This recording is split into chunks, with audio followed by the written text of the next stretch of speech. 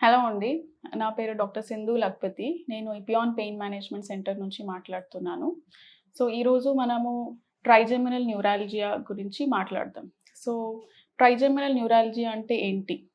So, దీన్ని suicide disease అని గూడా అంటాము. ఎందుకు అంటే దీనివల్ల వచ్చే నొప్పి అంత సివియర్‌గా ఉంటది. సో, ట్రైజెమినల్ న్యూరాల్జియా అంటే మన ఫేస్ మీద మన సెన్సేషన్స్ ఏముంటుందో అది బ్రెయిన్‌కి తీసుకెళ్ళే నరంని ట్రైజెమినల్ నర్వ్ అంటాం. సో, ఆ నర్వ్ నుంచి వచ్చే నొప్పిని ట్రైజెమినల్ న్యూరాలజీ అంటాం.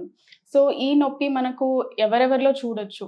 కామన్‌గా మనం ఏమనుకుంటుంటామంటే ఇది పెద్దవాళ్ళలో ఎక్కువ కామన్ అనుకుంటాం. 50 సంవత్సరాలు పైన అని. కానీ అలా ఏమీ కాదు. ఇది మనకు యంగ్ పీపుల్‌లో గూడా ఈ మధ్య ఇది కట్ చేస్తారా? మధ్య మధ్యలో కట్ చేయండి. సో, ఇది మనము యంగ్ పీపుల్‌లో గూడా చూస్తుంటామనమాట. సో, ఈ నొప్పి ఎలా ఉంటది?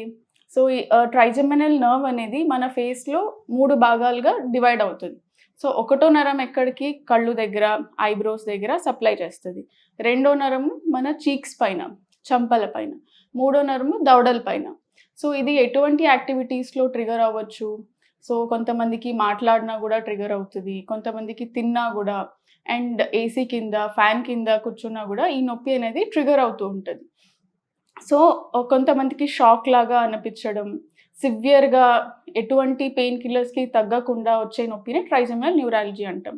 సో, చాలామంది ఏమనుకుంటారు ఇది పళ్ళ వల్ల వచ్చే సమస్య, దవడలు నుంచి వచ్చే సమస్య అని చెప్పి చాలామంది పళ్ళు తీయించుకోవడం ఇవన్నీ జరుగుతుంటది.